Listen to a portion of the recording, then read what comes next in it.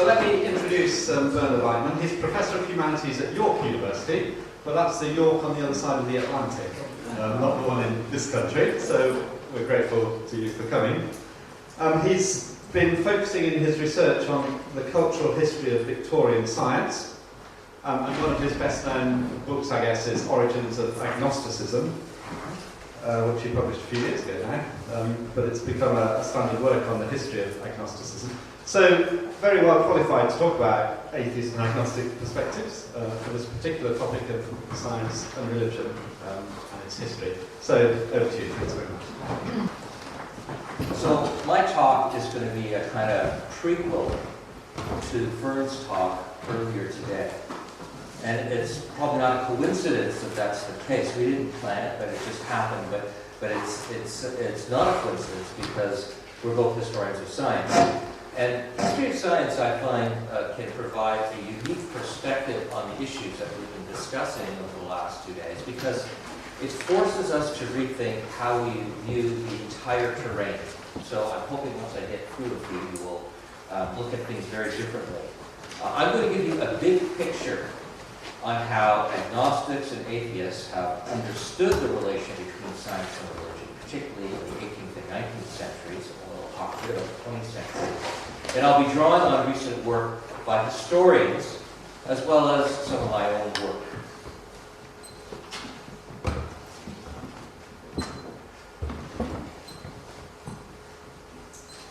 Just going to set the stopwatch so that I make sure that I'm right on when it comes to timing.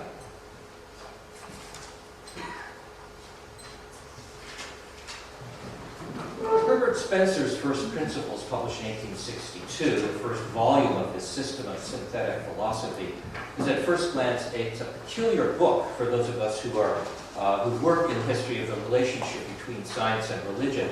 You might anticipate that Spencer, who's a professed agnostic and a close friend of T.H. Huxley's and John Tyndall's, would embrace the conflict thesis, the notion that there has been a war between science and religion in the past, that's the main story to tell about the history of science and religion. Though we historians have come to appreciate the value of John Brooks' complexity thesis, which rejects the notion that we can interpret the historical relationship between science and religion through the lens of one master narrative, especially when based on the conflict thesis, it might be expected that Spencer would be attracted to the notion of a war between science and religion as a rhetorical strategy during the heated debates. After the publication of Darwin's Origin of the Species in 1859, the conflict thesis would appear to be ready-made for those like Spencer who are arguing for the validity of evolutionary theory. And moreover, we know that the conflict thesis was created in the latter half of the 19th century in the midst of the evolution controversy in which Spencer participated. But yet, Spencer does not put forward the conflict thesis in First Principles. He asserts that in the past, there has been a battle between science and religion. Quote, of all the antagonisms of belief, he declared, the oldest, the widest, the most profound, and the most important is that between religion and science. Quote, however, instead of perpetuating this antagonism, Spencer proposes in the first chapter of his book to locate the basis of a complete reconciliation. In fact, this is the central aim of the book. To understand, as Spencer puts it, quote, how science and religion express opposite sides of the same fact, end of quote. After subjecting ultimate and religious scientific ideas to a transient philosophical critique, only one element from each survives the destructive force of Spencer's analysis. But it turns out that the surviving element is identical in both cases. The common element that emerges and which provides Spencer with the basis for a total reconciliation between science and religion is the idea of a mysterious power underlying phenomena. Spencer's book is divided into two parts, the unknowable, in which he lays out his reconciliation of science and religion, and the knowable, where he seeks the answer to the philosophical question, what is the highest generalization we can make about the natural world? Spencer begins to answer the question by examining past scientific theories about matter, force, and motion in chapters 3 to 11 of The Knowable. None of the truths of Newtonian physics, quote, which unify concrete phenomena belonging to all divisions of nature, end of quote, provide him with an answer to this question. None of them convey an idea of the cosmos, or, as he says, the totality of the manifestations of the unknowable. In other words, if you try to use the truths of Newtonian physics as a basis for unifying knowledge, according to Spencer, you'd find that they would not constitute that integrated knowledge in which only philosophy finds its goal. The last phrase is his word. This is nothing less than a rejection of the 18th century quest to extend Newtonian physics into an entire system of knowledge. The rest of the knowable is taken up with a discussion of evolution, which does provide, for Spencer, the basis of the system, though it does require some refining. For Spencer, evolution explains the process underlying matter in motion. Therefore, the law of evolution is, this is his word, deeper than the law of gravitation. Quote, just as it was possible to interpret the empirical generalizations called Kepler's laws, Spencer declared, as necessary consequences of the law of gravitation, so it may be possible to interpret the foregoing empirical generalizations as necessary consequences of some deeper law. Quote, the process of evolution is cosmic in nature. It directs the course of all phenomena, both in the natural and human worlds. Spencer's first principles could therefore be subtitled A Tale of Two Systems. But in the remainder of his multi-volume System of Synthetic Philosophy, there's only one system discussed. Spencer's magnum opus is designed to demonstrate how the concept of evolution ties together all bodies of knowledge, including astronomy, geology, biology, psychology, sociology, and so on. Now, I've used Spencer's views on the primacy of evolutionary law in nature as a way to introduce my discussion of the unbelievers, because he draws our attention to a significant shift over the course of the 18th and 19th centuries and how they dealt with the place of Isaac Newton in the history of the relationship between science and religion. During the 17th and 18th centuries, the strategy of unbelievers revolved around attempting, without too much success, in drawing out of Newtonian science some kind of justification for their materialism and their atheism. This affected how they viewed the historical relations between science and religion. But after the publication of The Origin of Species, evolutionary theory offered new opportunities for unbelievers for dealing with the Newton problem. It allowed them to create a new vision of science from the ground up, using evolution and non-Newtonian physics as their starting point. By separating science and religion into two separate spheres, as did Spencer, they were now free to construct a religiously neutral scientific system and to offer a reinterpretation of the history of science and religion that relegated Newtonianism to the sidelines. Now, I've chosen to concentrate on 18th century atheists like Baron de Holbach and 19th century agnostics like John Tyndall and Thomas Henry Huxley, rather than on contemporary historians of science or religion. So our philosophers have talked about philosophers that are still alive or from the previous generation. So they talk about fellow philosophers. I'm not going to talk about what fellow historians of science and religion think about science and religion. I'm not sure that an analysis of the latter of their beliefs will take us very far. In his Galileo Goes to Jail and Other Myths About Science and Religion, Ron Numbers has brought together many of the most important scholars in this field of the history of science and religion. Half the contributors self-identify as agnostic or atheist. Half of the unbelievers, and Numbers includes himself here, grew up in devout Christian homes, some as fundamentalists or evangelicals. Numbers isn't quite sure what to make of this, but he claims that as a group, the authors, quote, have no obvious scientific or theological axes to grind, end quote. So whatever their backgrounds, all of the authors subscribe to Brooks' complexity thesis, and I include myself among their number. In this paper, I will be using the complexity thesis to try to understand how 18th and 19th century unbelief was shaped by changing views on Newton's place in history and by the rise of evolutionary theory. Of course, the history of science and religion changes depending on the narrator, or to be more precise, the narrator's stance on belief. But it will also depend on where they are situated historically, as strategies for defending a particular interpretation of history are created with whatever intellectual resources are available in that specific time and place. So my belief is that our understanding of our current controversies can be illuminated if we put them into a larger historical perspective. So, part one, the Holbach and the Newton problem. If any atheists existed in Europe between the Middle Ages and the end of the 17th century, they largely practiced their form of unbelief underground. It was only in the 18th century that atheism was introduced into the intellectual culture of the West with such strength that its presence was permanently secured. Baron de Holbach, a radical Enlightenment philosopher, is one of the leading atheists. He defended atheism as a logical consequence of a rational inquiry into nature. Instead of dismissing atheists as, quote, absurd or knavish speculators, quote, de Holbach positively portrayed them as men who destroyed chimeras prejudicial to the human species in order to reconduct men back to nature, to experience and to reason, end of quote. So like Spencer after him, de Holbach was a system builder.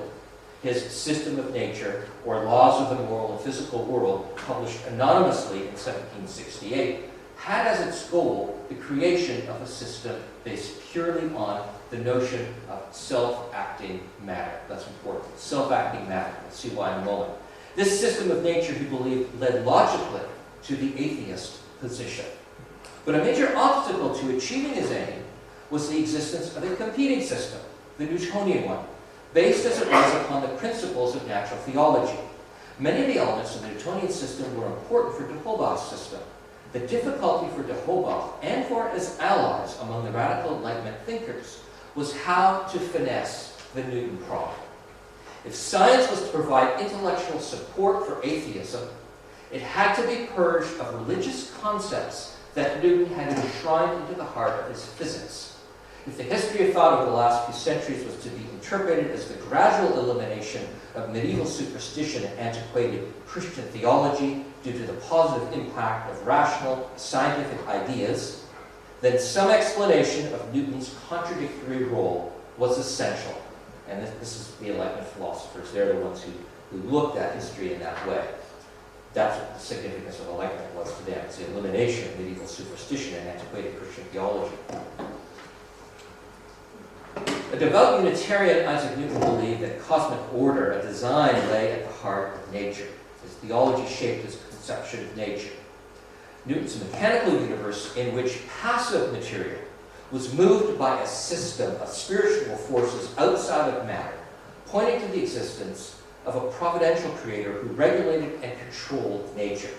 Newton explicitly connected natural philosophy to natural theology in the second edition of his Optics in 1717. Here he affirmed that the chief business of natural philosophy was to answer a series of questions, including how came the bodies of animals to be contrived with so much arts, and for what ends were their several parts? Was the eye contrived without skill in optics, and the ear without knowledge of sounds? He declared that the study of phenomena suggested, quote, there is a being, incorporeal, living, intelligent, omnipresent. Fearing that unbelievers were using the theories in his Principia of 1687 to justify their heterodoxy, he appended a new section titled the General Scholium to the second edition of 1713.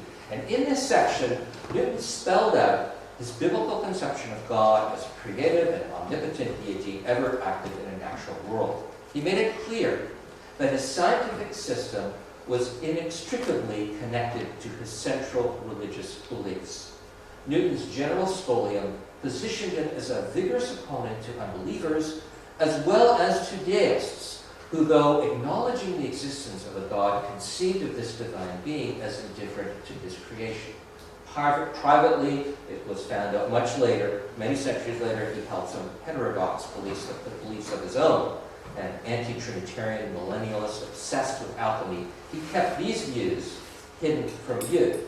But his contemporaries and subsequent generations regarded him as an orthodox Christian whose natural philosophy was a boon to the faithful. Newton's Principia, for example, assumed a special place in Protestant England in the aftermath of the Revolution of 1688-89 that brought William Orange to the English throne. Newton's divinely controlled mechanical universe became the model for the triumph of the new Whig Constitution for the liberal Christians who supported it.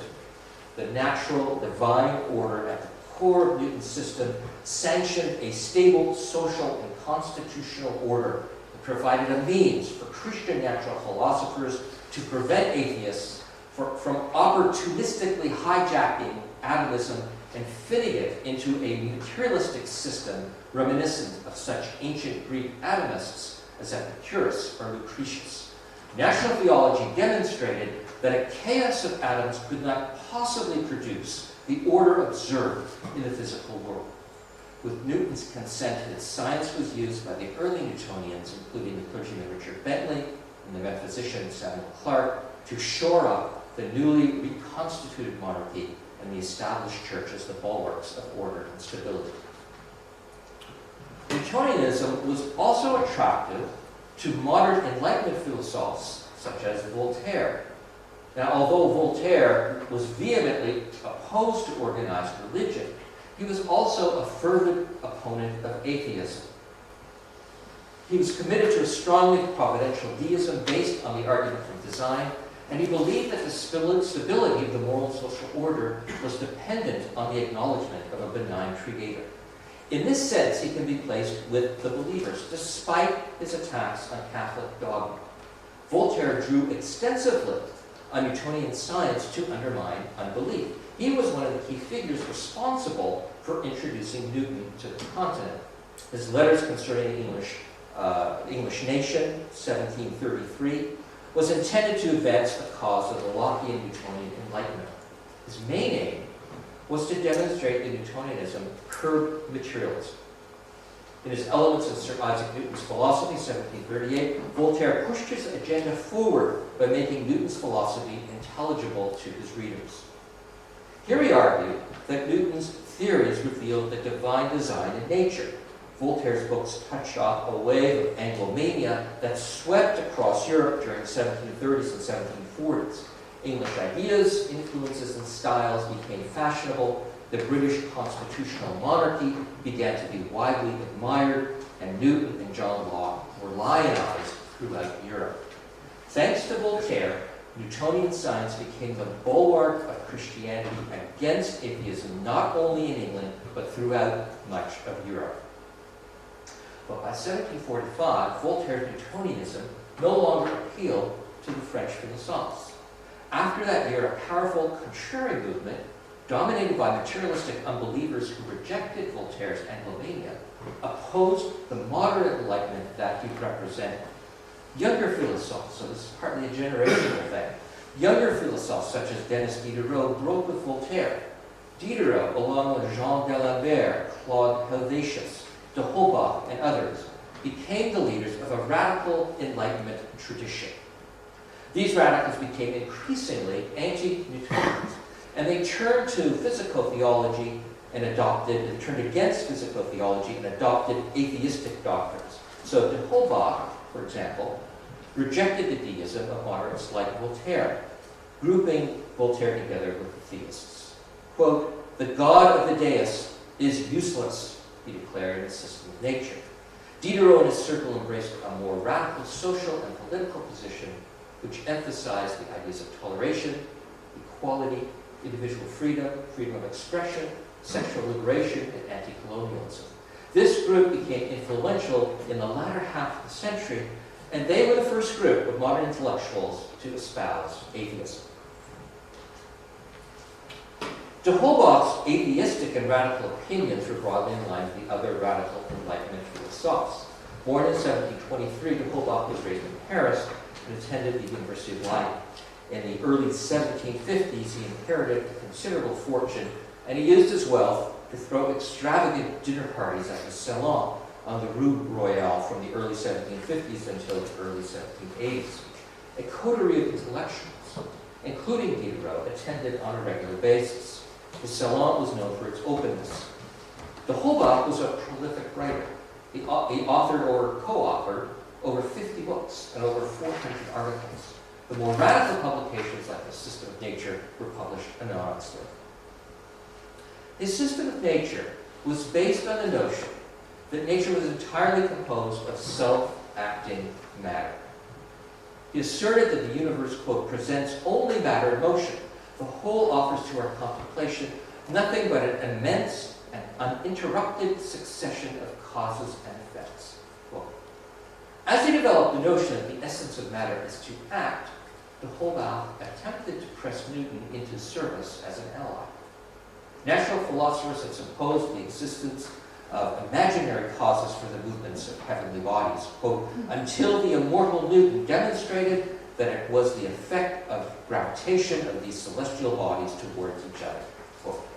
The operations of nature could be explained fully through Newton's theory of gravity, without any need to resort to a divine being, according to de Holbach. Having established that motion was an inherent characteristic of matter, de Holbach presented natural philosophy as having its own enclosed world and its own principle, while eliminating the natural theologies of the Christian believer or the Voltairean deist. In his efforts to offer a completely materialistic system of nature, he attempted to co-opt Newton's world system. To de Holbach, the history of science and religion confirmed the validity of materialism. The first notions of divinity had come from fear of natural catastrophes. Humans supposed that they were caused by, quote, unknown agents, end of quote, in heaven, rather than by nature herself.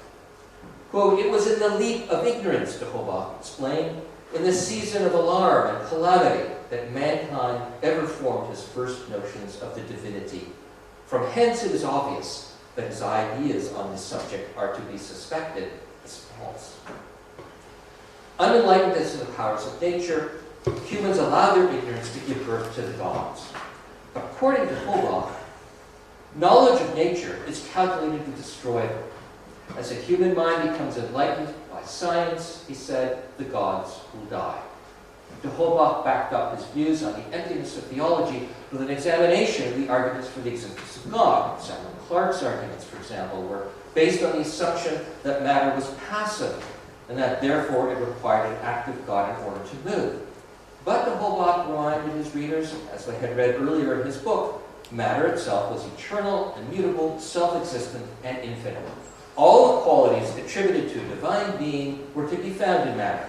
Theology, quote, only personified the principle of mobility inherent in matter, end quote.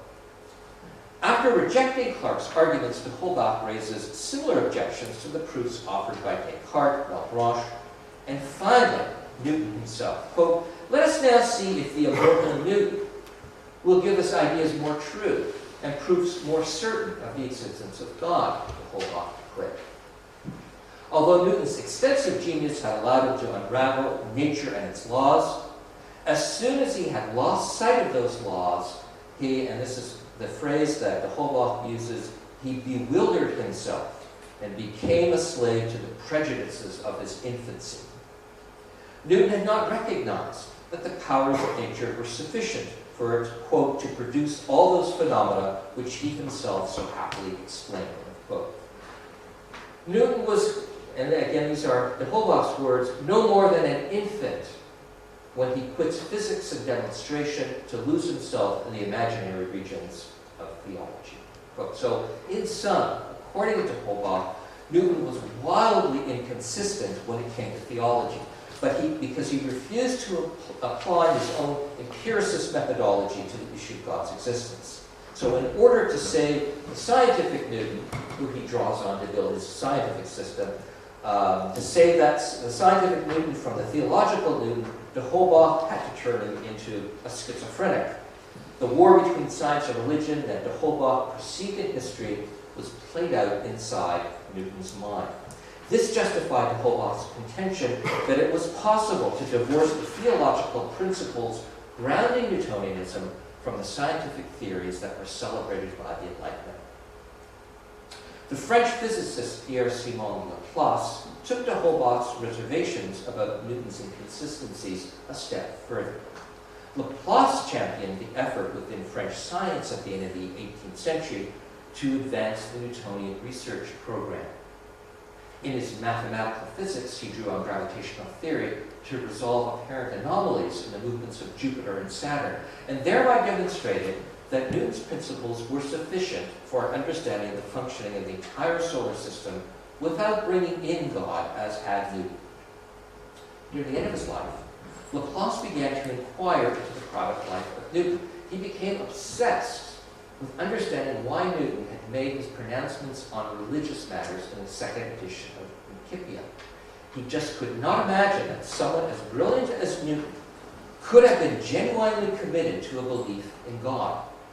Rather than seeing Newton's religious and scientific beliefs as being congruent, Laplace wanted to believe that Newton's religious statements had been the result of mental illness, not merely, as de Holbach had claimed, inconsistency. Finessing the Newton problem led to atheists like Laplace and de Holbach to deny the obvious links between Newton's science and religion. So now we jump forward to the 19th century and John Tyndall, the second of our unbelievers. In 1876, Andrew Dixon White, the president of Cornell University, published a book titled The Warfare of Science. Like John William Draper's History of the Conflict Between Religion and Science, published 2 years earlier, White offered a historical study of the warfare between science and religion. White's better-known 2-volume History of the Warfare of Science with Theology in Christendom, published in 1896, explored the same theme in greater detail. The historian James Moore has discussed the tremendous appeal of these books.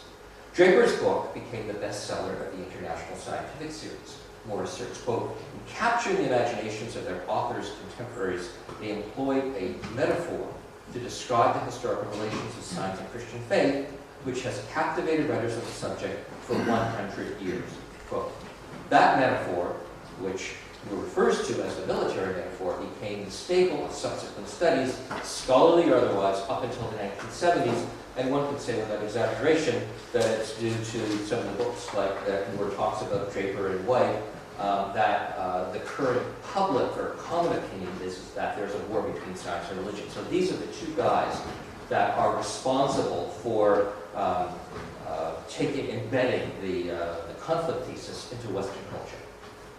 White's 1876 book contained a short preface by the eminent British physicist John Tyndall.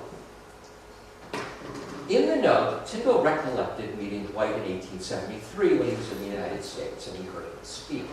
Quote, the hue, moral, and intellectual of the words he then uttered remain with me as a memory, Tyndall recalled.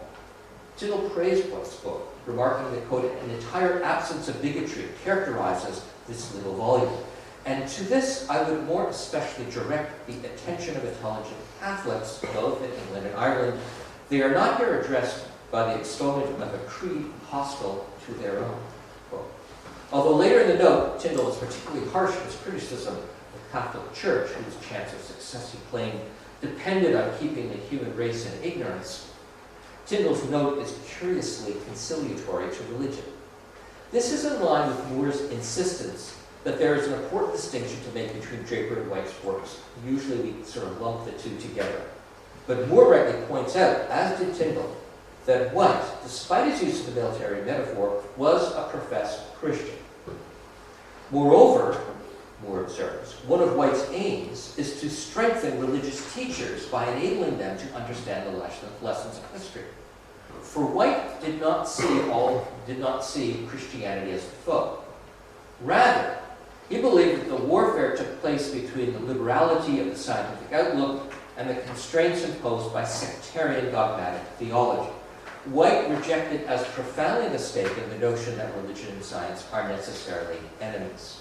Nevertheless, White's views were routinely conflated with Draper's more simplistic black and white approach to the historical relationship between science and religion. And I talk about White and Draper and Tyndall's preface to White's book just to show actually more that Tyndall has been misunderstood in the same way that White has been misunderstood. After Tyndall delivered his Belfast Address in 1874, he was accused of being an atheist and a materialist. Contemporaries often portrayed him as a foe to all forms of religion. And historians have tended to treat him as one of the most aggressive of the Darwinians. But Tyndall's position is far more complex than that. More an agnostic than an atheist, like White, he rejected the notion that science and religion were inevitably in conflict. Here, he did not follow in the footsteps of radical Enlightenment philosophers like de Holbach. But, and here he did side with Holbach, Tyndall was somewhat ambivalent in his attitude towards Newton, in part due to his hostility towards natural theology. Tyndall's position is significant because he represents the views of a new group of unbelievers who rejected the atheism of de Holbach's generation. This colored their account of the historical relationship between science and religion. So I'm going to deal with Tyndall as one of the new group of unbelievers, and then later I'm going to deal with Huxley. Tyndall was born in 1820 at Lelandbridge, County Carlow in Southern Ireland. His father was an unsuccessful shoemaker and leather dealer who joined the Irish police. He was an ardent orangeman who insisted on a strong Christian household, and he educated his son in the art of theological debate. At the age of 18, Tyndall joined the Ordnance Survey as a civil assistant. And for 4 years, 4 years later, he was transferred to the English Survey in Preston. So he was working during the railway boom in the 1840s in England and in Ireland. There he became, when he moved to Preston, he became a member of the Preston Mechanics Institute in order to attend its lectures, use the library, and continue his program of self-improvement. After reading Thomas Carlyle and experiencing the hard times of the 40s firsthand when riots broke out among the starving weavers in Preston, Tyndall became radicalized. Unhappy with the inefficiency of the survey's administration and their unfairness to Irish assistants, Tyndall formally protested and was dismissed in 1843. But he found a position in a private surveyor's office in Preston, and for the next 3 years Tyndall was in the thick of the railway mania of the late 40s. In 1847, he accepted an appointment as teacher of mathematics at Queenwood College in Hampshire, and the following year he went to Germany to attend Marburg University, where he earned his doctoral degree. He returns to England in 1851, and he's forced to take up his old position at Queenwood because he was unable to find a scientific post. And after years of frustration, in 1853, he's finally elected professor of natural philosophy at the Royal Institution in London. Once ensconced at the Royal Institution, he established himself as one of the foremost scientific lecturers in Britain, and he used a well-equipped laboratory there to conduct research to radiate heat, atmospheric gases, glaciers, and spontaneous generation. And he eventually succeeded Michael Faraday as the director of the Royal Institution. Tyndall's religious position is not easy to define. By 1847, he had given up many of the main doctrines of Victorian Christianity. In a journal entry for 26 June of 1847, he wrote, quote, "I cannot for an instant imagine that a good and merciful God would ever make our eternal salvation depend upon such slender links as conformity with what some are pleased to call the essentials of religion. I was long fettered by these things, but now, thank God, they are placed upon the same shelf with the swaddling clothes which bound up my infancy." Quote. But his rejection of Christian doctrines did not lead him to atheism. In a private letter, likely written shortly after he delivered the provocative Belfast Address in 1874, about which I'll tell you more later, he told his correspondent, quote, "You are correct in saying that I am not an atheist," and he's underlined "I am not an atheist" in his letter. Even when Tyndall experienced religious doubts, he, quote, "could by no means get rid of the idea that aspects of nature and the consciousness of man imply the operation of a power altogether beyond my grasp, an energy, the thought of which raised the temperature of the mind, though it refused to accept shape, personal or otherwise, from the intellect." And though he never used the term agnosticism to describe his position, the last part of this quote demonstrates his commitment to the notion that the divine being was beyond the limits of knowledge, which is a hallmark principle of agnostic thought. Tyndall refused to accept a simplistic conflict model, and that again points to his rejection of atheism. He believed that science and religion, as he defined them, could exist in peaceful harmony. Subjective religious feeling, quote, he said, is as true as any other part of human consciousness and is safe from scientific attack, end of quote. But any attempt to objectivize emotions, to thrust poetic conceptions into, quote, the region of facts and knowledge, end of quote, is met by science with hostility, according to Tyndall. So Tyndall pointed out that science only makes war on what he calls the scenery, not the substance of religion. And here's a quote.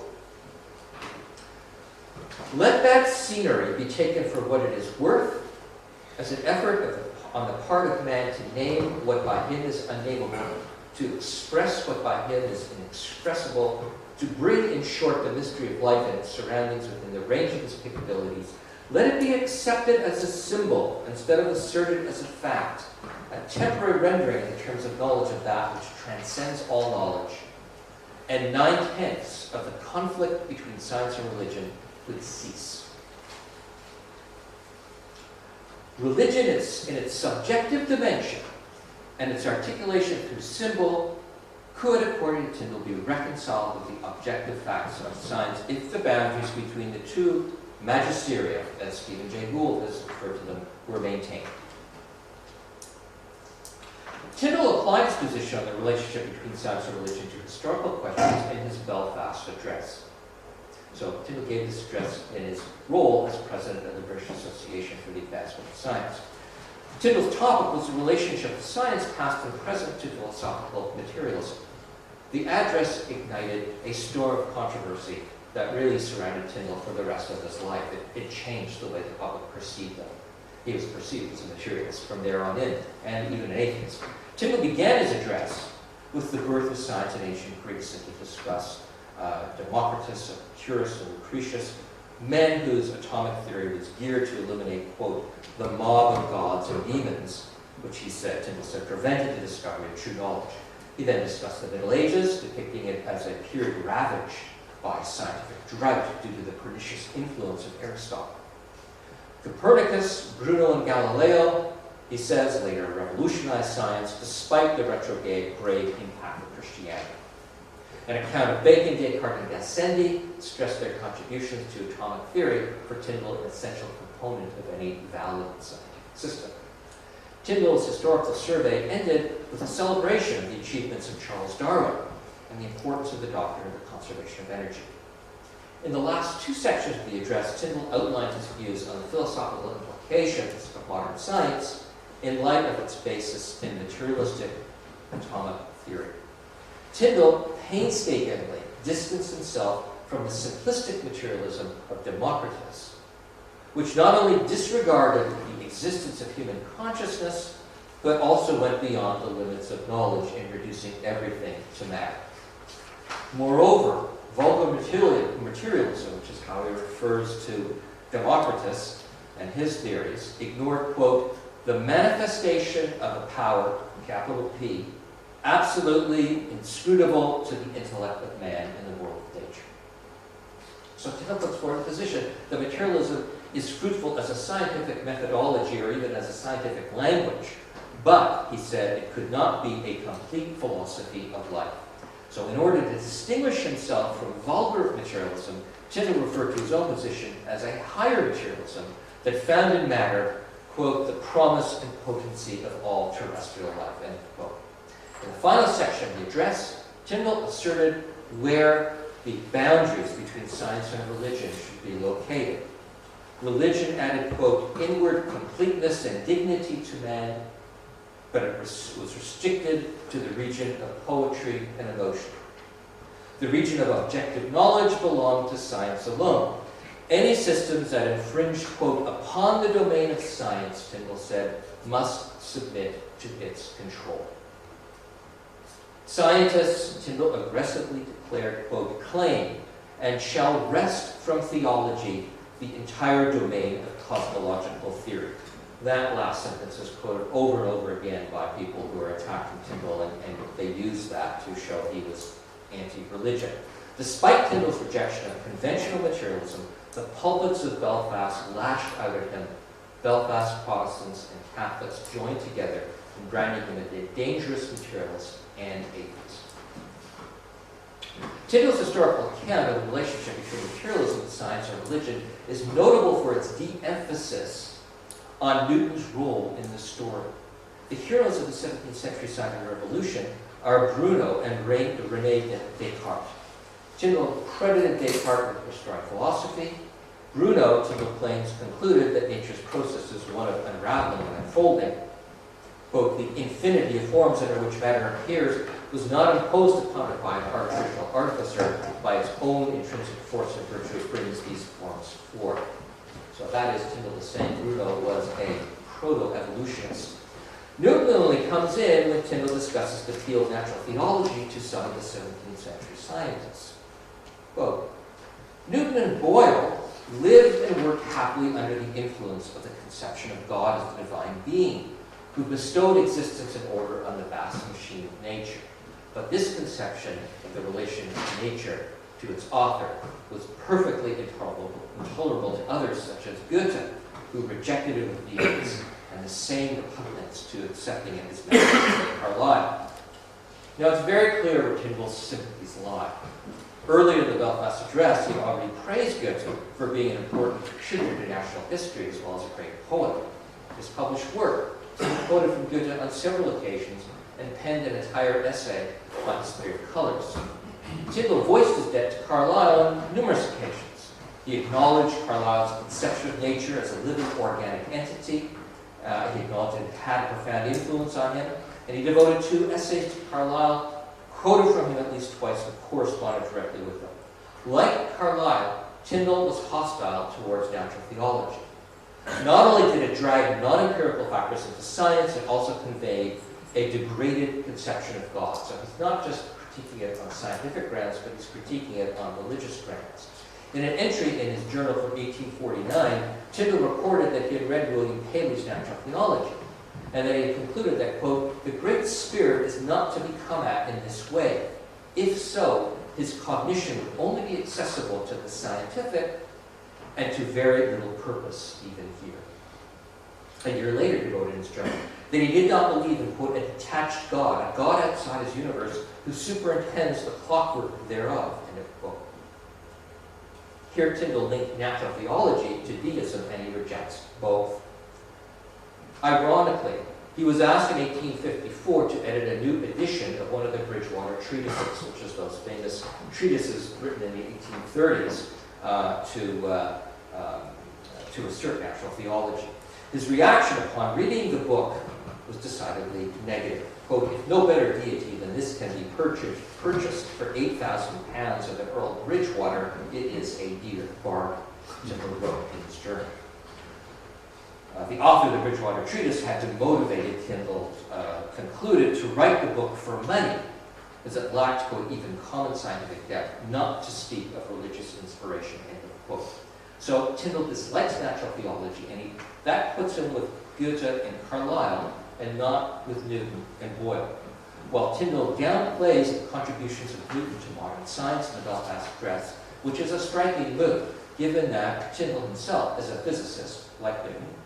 He discusses Darwin at length, praising the, quote, vast amount of labor, both of observation and thought, in the production of the origin of species. He also draws the reader's attention to Darwin's informed rejection of natural theology. Shortly after Faraday's death in 1867, Tyndall wrote a book titled Faraday as a Discoverer, published. This is the book actually comes out in 1868. He praised Faraday's scientific abilities. In his opinion, Faraday was, quote, the greatest experimental philosopher the world has ever seen, quote. Tyndall felt deeply indebted to Faraday. Faraday had been his patron when he returned from Germany with his PhD and no scientific position. Not only did Faraday write letters on his behalf when positions opened up, but when no job materialized for Tyndall, Faraday persuaded the managers of the Royal Institution to hire him. So Tyndall was indebted to Faraday for getting his job at the Royal Institution. It seems unimaginable that a devoutly religious Sandemanian like Faraday could befriend an aggressive agnostic like Tyndall, but it seems that they never quarreled about religious issues. Tyndall recalled in his book on Faraday, quote, never once during an intimacy of 15 years did he mention religion to me, save when I drew him onto the subject, quote. What impressed Tyndall about Faraday in these moments was, quote, how contemplation of nature and his relations to her produced in Faraday a kind of spiritual exaltation, quote. Now the same could be said of Tyndall, and it was this relationship to nature underlying their scientific work that helped to forge a strong bond between them. Both perceive themselves as being intentionally religious, but not in a conventional way. For Tyndall, science and religion were not at war as long as they kept their respective spheres of authority. Tyndall went on the attack only when supporters of religion crossed the line, as in the case of natural theology, or when they criticized Darwin's evolutionary theory on theological grounds. Tyndall's hostility toward natural theology shaped the way he treated Newton when he looked back on the history of science and religion. And rather than describing Newton as inconsistent, like Holbach, or even mad, like Laplace, Tyndall merely displaced him from the center of the story of the making of modern science. The main heroes of the story in the Belfast Address become Bruno, a pro-evolutionist, and Darwin, whose rejection of natural theology allowed biology to be dealt with on a truly scientific basis. On to our last figure, T.H. Huxley. In the past, before Brooke and others persuaded scholars that the complexity thesis was a valuable guide to understanding the historical relationship of science and religion, historians looked to the writings of Thomas Henry Huxley for a colorful quote to sum up the conflict thesis. Moore refers to Huxley as, quote, the self-styled gladiator general of evolutionary science. And Moore asserts that warfare was his favorite metaphor by which to describe the scientific pursuit of truth in the face of ecclesiastical constraints on truth-seeking and failures of truth-telling. Now, perhaps, and I'm imagining what a skeptical member of the audience may be thinking at the moment, Tyndall did not subscribe to the conflict thesis, but surely Huxley did. Now here's a quote from Huxley's article, The Origin of Species, published anonymously in the Westminster Review in 1860.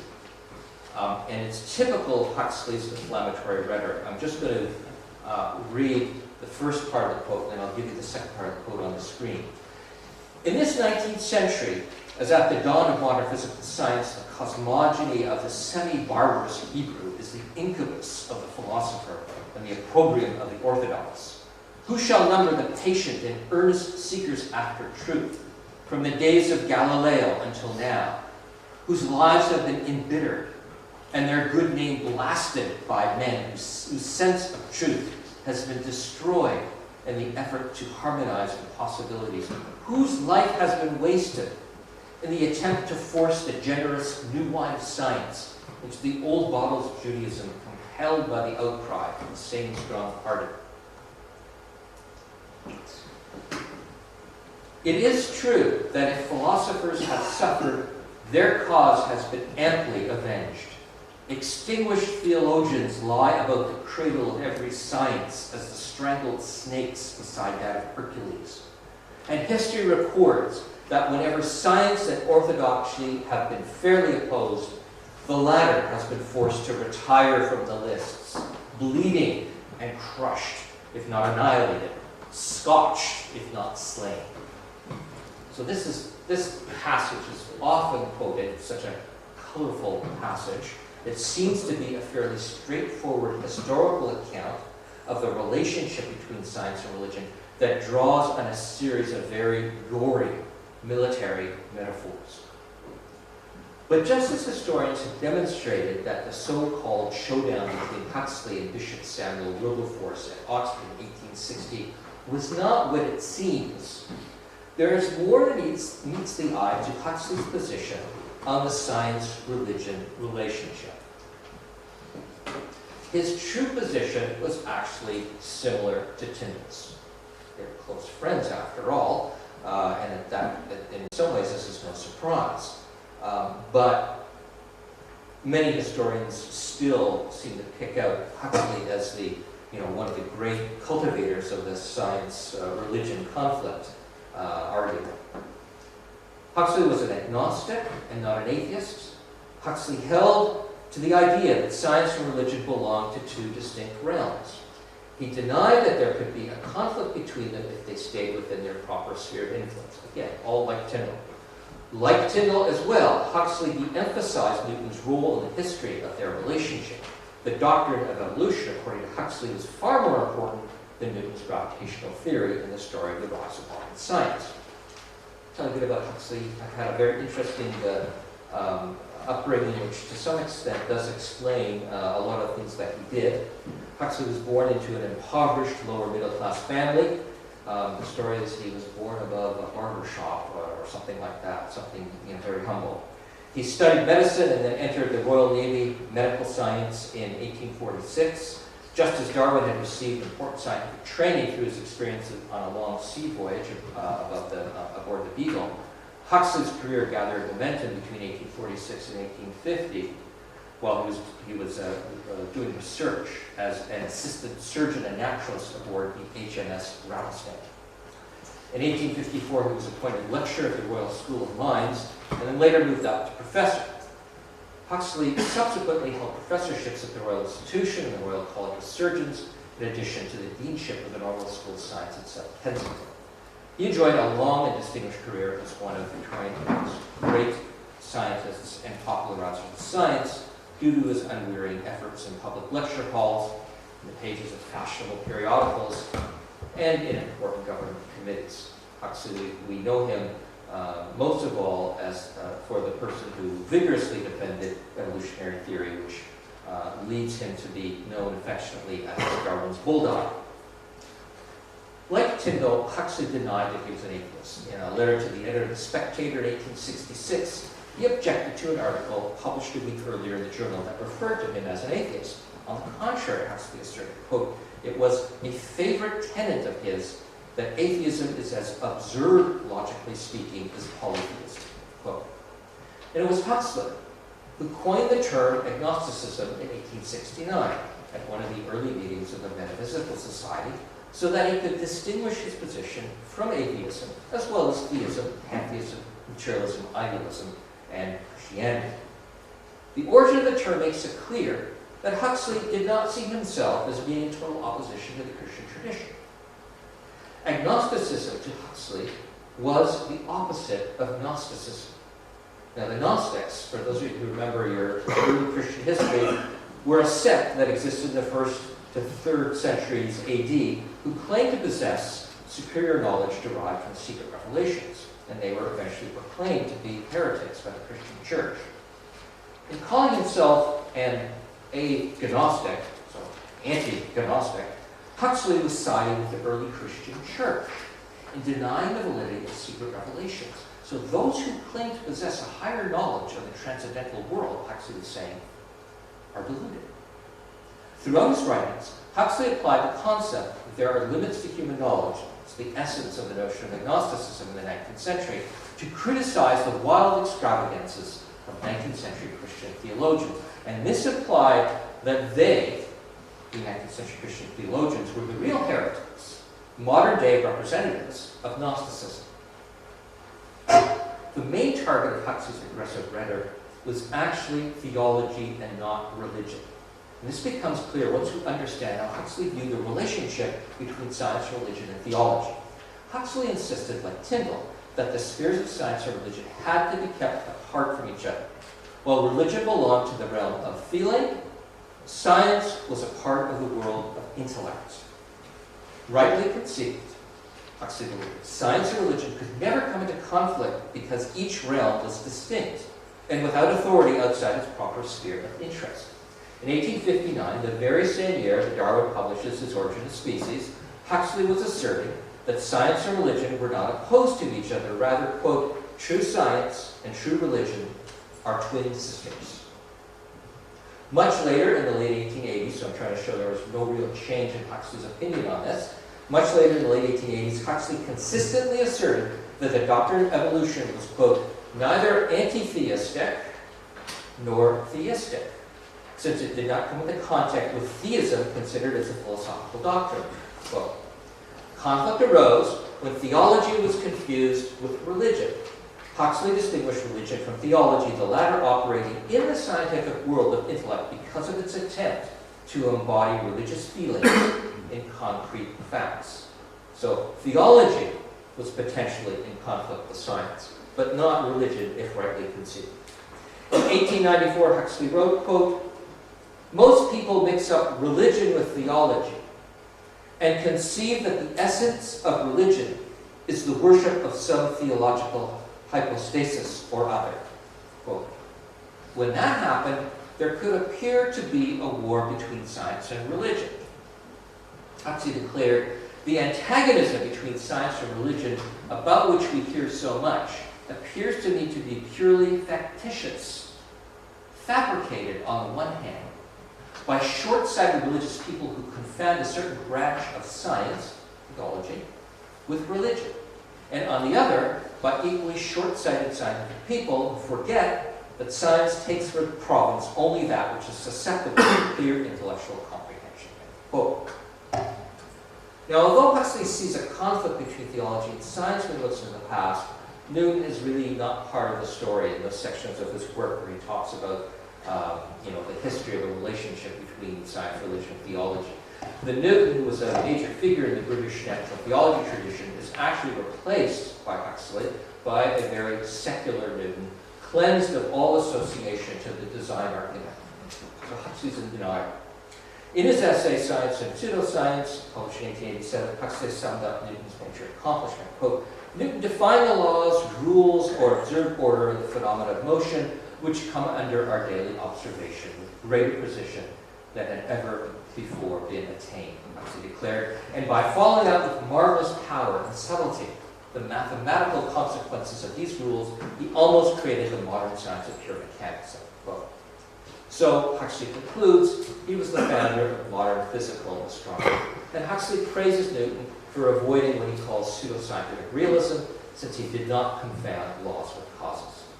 But Huxley does not discuss how Newton perceived a profound relationship between universal natural laws and the divine being. So Huxley basically reinterprets Newton as the exemplary empirical scientist.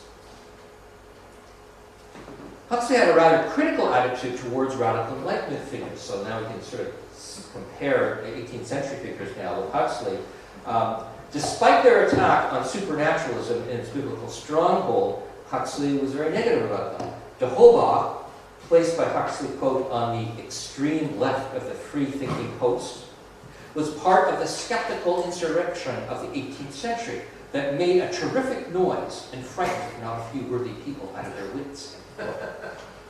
However, Huxley believed that, quote, the efforts of the later rebels were no more likely than those of the earlier to furnish permanent resting places for the spirit of scientific inquiry, quote. They were as prone as their enemies to share in the, quote, fatal weakness of a priori philosophizing, quote. Their lack of appreciation of history as the record of the moral and social evolution of the human race led them to present what Huxley calls, in his words, preposterous theories to account for the religious phenomena which are natural products of that evolution. So although he sees them as representing a naturalistic movement of a kind, they really constitute what he calls an imperfect indication of such a movement. So the Enlightenment philosophers, according to Huxley, are just too critical and destructive, and he tries to distance himself from them. Huxley saw himself as belonging to what he called the scientific naturalist movement, which he traced back to the Renaissance and to Descartes. According to Huxley, this movement culminated in the latter half of the 19th century. Quote, the present incarnation of the spirit of the Renaissance differs from its predecessor in the 18th century, Huxley affirmed, and then it builds up as well as pulls down. The foundation that allows for the construction of the superstructure is the doctrine of evolution. Now, although Huxley was not prepared to accept Spencer's evolutionary system whole hog, because he thought it was premature to construct an entire system, he believed that, quote, scientific investigation in all its directions is tending to find sufficient foundation for the doctrine of evolution in astronomy, physics, chemistry, and the development of human society, language, and religions. And it was evolutionary theory, he believed, that had the greatest potential since the time of Newton to dramatically expand the range of science. Looking back over the history of biology in the last quarter of the century justified the assertion, Huxley insisted, that the most potent instrument for the extension of the realm of natural knowledge which has come into men's hands since the publication of Newton's Principia, he said, is Darwin's Origin of Species. So not only does Huxley put Newton into the history of the lineage of scientific naturalism here, he also replaces Newton's Principia with Darwin's Origin as the driving force behind its triumph. So some concluding thoughts. Attempts by early modern unbelievers like Holbach to finesse Newton in order to use science to support atheism were doomed to failure and based on a fanciful interpretation of Newton's place in history. The founder of the Newtonian system unambiguously based its concept of nature on the principle of divine order. For Newton, science and religion were inevitably in harmony.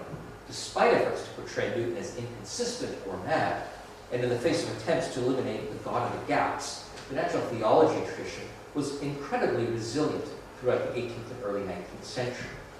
The establishment of a new form of unbelief in the middle of the 19th century, agnosticism, was entwined with the triumph of evolutionary theory. Evolution, whether in its Darwinian or Spencerian form, offered the opportunity to build a new scientific system that was more neutral than the Newtonian one in its metaphysical implications.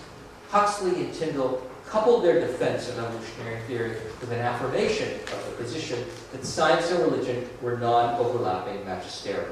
Separating science and religion allowed them to push for autonomy for scientists when they considered controversial new scientific theories like evolution. Scientists, they argued, did not need to take religious beliefs into account when evaluating scientific theories. Their job was to stick to the empirical world of fact. However, accepting the two spheres position also committed them to defending the validity of religious experience against the atheist. For both, science was in need of the spiritual sustenance afforded by religion. For example, in an entry to his journal of 1854, Tyndall wrote, quote, "There are principles in the human heart that cannot be roused by science, principles upon which the culture of science and all other duties depend." Quote. Contemporary atheists are eager to base their unbelief on evolution, exploiting all the advantages of the strategy first developed by Huxley and Tyndall. In his Dreams of a Final Theory, Stephen Weinberg, the American theoretical physicist and Nobel laureate, argued that, quote, "all our experience from the history of science has tended to move us further away from finding signs of the workings of an interested God in nature." Weinberg argues that Darwin contributed significantly to the demystification of life by showing how living things evolve with no outside kind of guidance. Richard Dawkins, even more than Weinberg, has emphasized the role of Darwin in strengthening the linkage between science and atheism. He contends that the atheistic position is virtually built into the theory of natural selection, since it, quote, "raises our consciousness to the power of science to explain how organized complexity can emerge from simple beginnings without any deliberate guidance," end quote. For Dawkins, Darwin shattered the illusion of design within the domain of biology and taught us, quote, "to be suspicious of any kind of design hypothesis in physics and cosmology as well," end quote. Since Dawkins and Weinberg follow Huxley and Tyndall in emphasizing the link between evolution and unbelief, the four are often seen as belonging to the same group of unbelievers.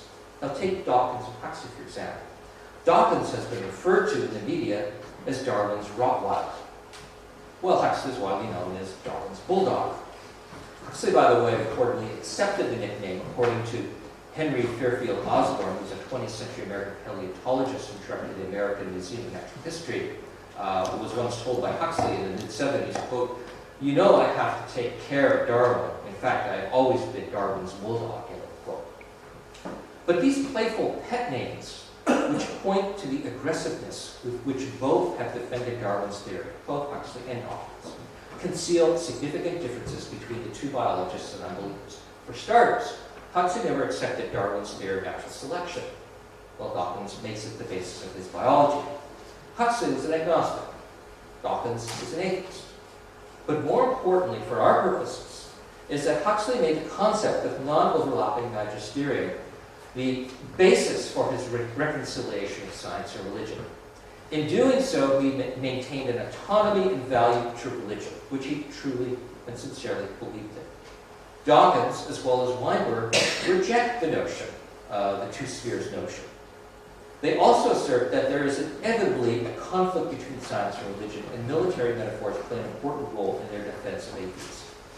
They have far more in common with Enlightenment philosophers like de Holbach than they do with Victorian agnostics such as Huxley and Tyndall.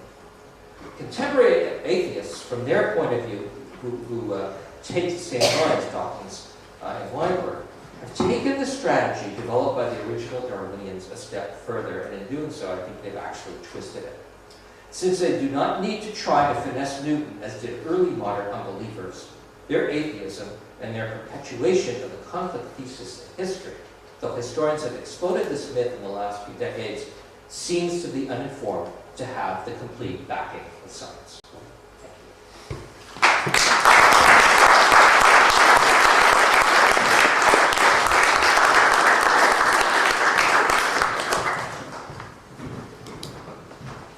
Well, thank you, Bernard, for that survey. That's brilliant. Lots of time now for questions or comments. Two brief questions.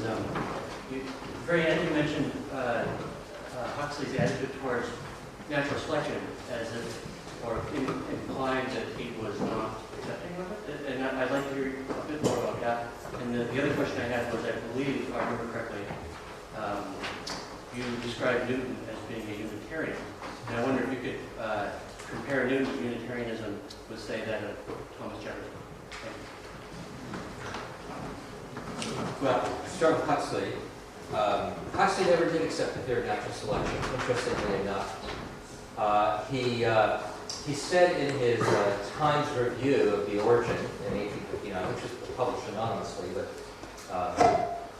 this seems to be his opinion in 1859. He said something like, there will be lots of research done on Darwin's theory of natural selection, and maybe in 20 years we can say whether or not it's right or wrong.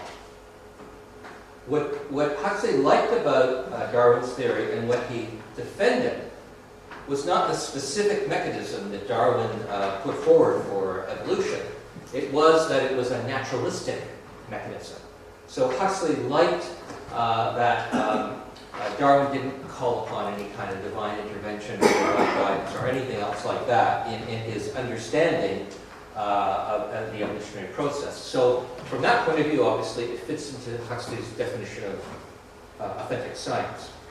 My sense is that Huxley and all the Darwinians were more interested in getting involved in the Darwin controversy because they had a whole other agenda that they wanted to push, having to do with secularizing science. And so that the actual status of the theory of natural selection was not so important to them. In fact, Huxley's science is not even transformed by his conversion to the Origin in some way, shape, or form, because he doesn't apply evolutionary principles to his own scientific research until the end of the 1860s. And 20 years later, he writes another article on the Origin where he says, maybe in 20 years we'll have done enough research to confirm whether or not Darwin's theory of natural selection is the right one. And he basically, that's the same position he takes right to the end of his life. On Newton and Unitarianism, I don't think I can answer that. I'm not a 17th century specialist, so I can't go any further than what I said. I can direct you to Stephen Stoblin's work, who is an expert on Newton and his religious thought.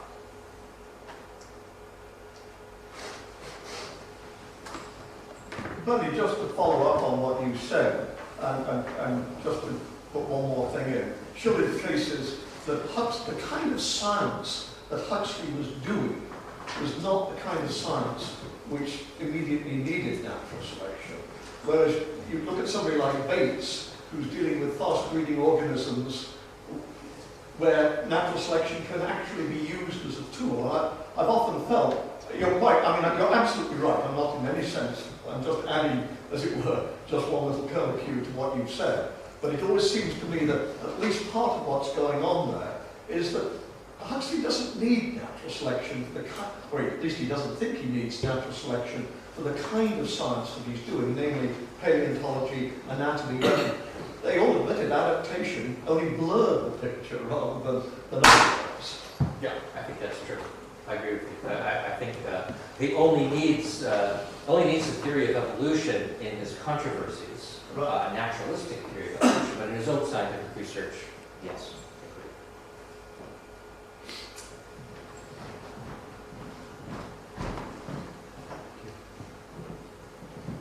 You quoted Huxley as saying, when science and orthodoxy have been fairly opposed, the latter has been forced to retire from the lists. I'm just wondering if, now that religious orthodoxy seems to have retired from the list, is there another kind of orthodoxy, namely scientific orthodoxy, which can limit good science? I mean, I'm wondering if people within, I'm not a scientist, so I don't know the scientific community, but I suspect that there's a risk, if you say certain things, if you challenge certain accepted tenets of certain theories, you risk losing book deals, funding, possibly employment. Yeah, so that's an interesting point because, in fact, Huxley and his allies are accused later on when basically sort of evolutionary theory has triumphed, though not necessarily Darwin's theory of natural selection, and when they are in positions of power. So this is why the early 1870s, I mean, they basically infiltrated many of the scientific institutions and societies. Tyndall's the head of the Royal Institution. Huxley, I think, was the president of the British Association already by 1870. Hooker's in control, this is Joseph Dalton Hooker, the botanist, he's in control of Kew Gardens. Many of them are at the peak of their careers. And at that point, many of their opponents are saying, you guys are just as bad as the Christian orthodoxy that you attacked when you were having these debates during the 1860s. And in fact, there are complaints that some new scientific theories have been stifled by them because they oppose some of Darwin's theories. So, for example, there's one case of, I don't know how much I can detail this, about the formation of coral reefs that oppose Darwin's views on this. And one Christian opponent accuses the Darwinians of shutting down debate on this because it somehow will harm the reputation of the master. And so there are increased attacks on a new scientific orthodoxy throughout the 1870s and 1880s. And the charge that scientists, the scientific naturalists, have created a creed of science which is just as dogmatic as the creed of Christianity which they were attacking throughout the 60s. Just a footnote to that, and I can't remember the exact reference, you might. Huxley himself, in one of his later essays, I think it's around the time of Darwin's death, actually refers to this and actually says words to the effect. You know, I'm not sure if I'm getting a little uncomfortable here. The things we thought we had to go to the wall to defend, you know, a generation ago, now seem to be almost at the level of dogma. And I think that he was himself aware that he was part of a new orthodoxy. And he wasn't, I believe, entirely comfortable with that, at least sometimes. Well, he actually gets called Pope Huxley by one of his critics, the editor of The Spectator, Huxley, and he protests that, you know, that's not the case. So towards the end of his career, I think he can afford to be a little more humble about these things because they won. They're in power, and he can have some reservations. But by and large, he would, you know, earlier on, he would have fought against those kinds of aspects. So could I ask my, yes? So could I ask my question? I mean, I agree with everything you said about the how he conceives his agnosticism. Could you say something about the scholarship on the wider reading public's perception of all this? I mean, how far you've made some distinctions which I think are now generally accepted by historians of this period, that the principal advocates of the new Darwinism in England at this time really were not advocating atheism. They had arrived, and Darwin himself, as we've heard already, was not. They are advocating something significantly different, which you referred to as scientific naturalism. How did the wider reading public take this? Did they understand these distinctions at the time, do you think? Because certainly there is something behind this Darwin's bulldog reputation. There's something behind the notion that in some ways, I want to suggest that Huxley, for many, may have been as scary a figure in his heyday as for many today Dawkins is in his. So how was that scared reading public viewing these things, do you think? Well, that's a great question. It's almost like you set me up for a plug for my last book, Victorian Popularizers of Science. I wouldn't say that the reading public is scared of Huxley. However, what I would say is that they didn't necessarily accept what Huxley and a lot of the other Darwinians had to say about the larger metaphysical implications of evolution or even Victorian science. So in my book, what I basically do is I unearth a lot of these fairly obscure popularizers. Some of them had books that sold more than The Origin of Species in the 19th century, by the way. So tremendously influential. People like John George Wood, who was a natural historian, who published dozens of books, 2 of which outsold The Origin. People are reading Wood, and they're reading other characters like the popularizer of astronomy, Richard Proctor.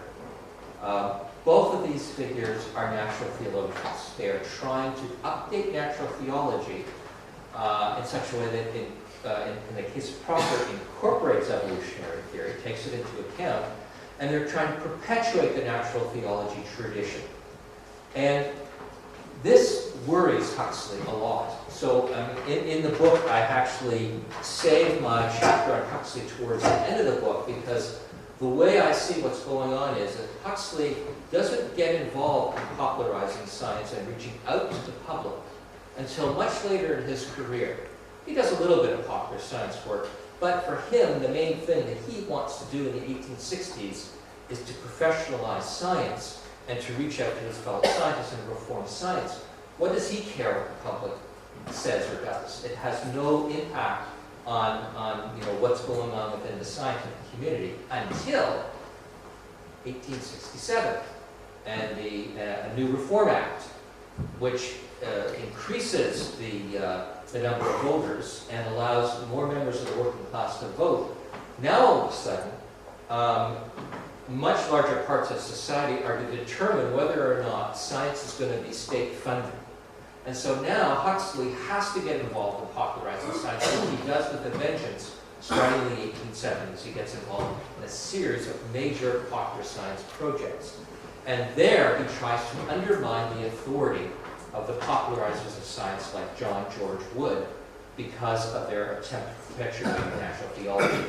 The problem for him is they claim to be speaking on behalf of science as scientific authorities. And he doesn't like them because he doesn't think they have proper expertise or scientific training to really evaluate and understand the larger metaphysical meaning of science.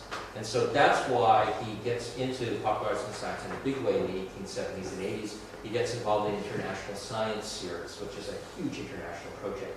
He gets involved in the Macmillan Primer Series. He's editors of both of these series. And he writes a book, a big, huge book on geography. Huxley takes this very seriously because they erode the confidence of the public in his and Tyndall's and all his other buddies' interpretation of science.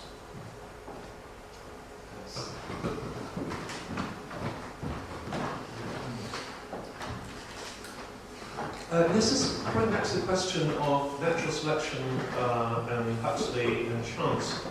I have a memory of an essay, I'm pretty sure it's in the letters of T.H. Huxley, which I read years ago. I just want to check because it's a distant memory. I seem to remember that at the time, the whole understanding of chance, probably in the mind of Huxley, had some sort of theological overtones, in the sense that in those days, unlike today, chance was seen more of a sort of opening for God, because in the Newtonian mechanical universe, you didn't really have to, it was all pretty organised and even deterministic, so, or under least God's very deterministic control. Whereas chance seemed to be like an opening, perhaps, for some natural theology or other kind of arguments. And I seem to remember that was one of the reasons why Huxley didn't like natural selection, because it seemed to be a bit too random. Could you confirm, deny, or comment on that? Because it's a bit of a distant memory for me. Yeah, I don't think he would have considered natural selection to be have chance of. I think he would have, what he probably would have said was, we just don't understand how the mechanism would operate, and it's probably coupled Huxley would not allow, chances for him would be just our lack of knowledge of what's really going on. So Huxley tended to be pretty deterministic when it came to understanding the natural world. That's part of his use of a sort of materialistic philosophy and terminology when he looks at the natural world. So he would probably say there's no such thing as chance.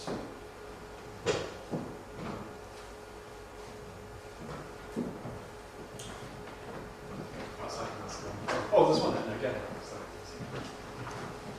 One of the arguments I've heard for acting out of some atheists tend to be a little concerned that there's seems to be no anti-religious from earlier scientists in past generations, and I've actually heard people claim, well, Newton was religious for social reasons. He wasn't actually really religious. If he had been alive today, he would be an atheist. I think it's pretty obvious that's not true. But how would you respond to an argument that, well, maybe these new secularists are only accommodating religion because they feel like Jesus is going to help them get along? Now, there's something to that argument in the sense that there's a whole social dimension to this, to the invention of Gnosticism. So, if you are called a materialist or an atheist, that's actually tagging you as almost a kind of disreputable, almost working class individual, because materialism and atheism are identified with working class unbelief. No respectable intellectual would want to be called an atheist or a materialist. And remember, Huxleyian, this was one of the reasons I went into their family backgrounds. They're trying to climb the social ladder. They come from very humble, lower middle class backgrounds. And so they have to be very careful at first, even during the controversies, not to appear to be too atheistical or too anti-religious. I should have said too atheistic, because they really aren't atheists. So I'll come to that in a second. They have to demonstrate that they don't share anything in common with lower class atheists or materialists, because their enemies are reading everything they say and watching everything they do to try and catch them. So it's a whole series of articles throughout the 60s saying, aha, we caught you. We know from what you wrote on the physical basis of life in 1868 report Nightly Review that you're a materialist. We got you, that kind of thing. But it never stuck with Huxley. Tyndall, the reason he gets himself into trouble with the Belfast Address is he uses the materialism word. He shouldn't have used the M word. Even though he says, I'm a higher materialist and I don't agree with vulgar materialism, he still used the M word. And so they could get him on that, and they did. But the fact is that it's clear that they weren't materialist atheists, because they're writing to each other in their letters, and you can see in their diaries that they reject those designations, that there's no reason for them to lie to themselves or to lie to their close friends. And so that's why I'm confident that I can say that in their writings, in their public writings, when they say, I am no materialist, that they're being honest. In their own minds, they are being honest.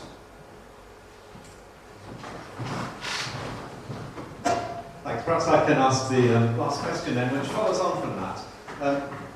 For all your knowledge of Victorian agnosticism and the way you presented it here,